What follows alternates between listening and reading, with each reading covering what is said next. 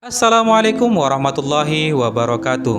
Halo Sobat CPNS, kembali lagi bersama saya Dr. Supriyadi Gajah. Pada podcast Core Value Berakhlak kali ini, saya akan membawakan materi podcast tentang Core Value ASN, yaitu harmonis. Indonesia adalah negara kepulauan terbesar di dunia yang terdiri dari 17.000 pulau dengan populasi mencapai 270 juta jiwa pada tahun 2020. Indonesia menjadi negara berpenduduk terbesar keempat di dunia. Indonesia juga dikenal karena kekayaan sumber daya alam, kekayaan hayati, suku bangsa, dan budayanya. Dengan keberagaman, Indonesia punya tantangan dan potensi konflik, seperti konflik antar suku, antar ras, antar agama, dan antar golongan. Jika konflik tidak diatasi, akan mengakibatkan suasana bekerja dan lingkungan tidak nyaman. Pekerjaan terbengkalai, kinerja jadi buruk, dan pelayanan kepada masyarakat tidak optimal. Untuk itu, sebagai ASN harus dapat menerapkan perilaku harmonis di tempat kerja.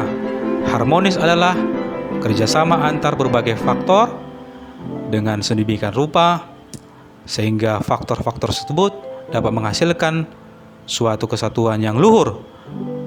Mengapa kita harus harmonis? Karena suasana harmonis dalam lingkungan bekerja akan membuat kita secara individu akan tenang, menciptakan kondisi yang memungkinkan untuk kolaborasi dan bekerja sama meningkatkan produktivitas kerja dan kualitas pelayanan kepada pelanggan. Apa saja perilaku harmoni yang diterapkan dalam kehidupan sehari-hari? Yang pertama, saling peduli dan menghargai perbedaan. Misalnya, saat melihat pasien yang renta dan tua, segera untuk membantunya berjalan menuju ruang pelayanan. Kemudian tidak membeda-bedakan pelayanan kepada pasien yang berbeda agama. Perilaku yang kedua, menghargai setiap orang apapun latar belakangnya. Pasien yang berobat ke puskesmas terdiri dari berbagai macam latar belakangnya. Pekerjaan. Ada petani, PNS, pejabat, pengusaha, bahkan ada yang tidak memiliki pekerjaan. Selain pekerjaan, juga terdiri dari berbagai macam agama dan suku. Sebagai ASN, kita tidak boleh mengucilkan apapun latar belakangnya dan tidak melihat latar belakang pasien kaya atau miskin, apa agamanya dan apa sukunya. Semua pasien harus mendapatkan perlakuan yang sama. Perilaku yang ketiga, suka menolong orang lain. Implementasi yang bisa kita lakukan adalah dengan melakukan pelayanan maksimal dan ikhlas dari hati dan benar-benar membantu pasien-pasien yang sedang sakit. Yang keempat, membangun lingkungan kerja yang kondusif.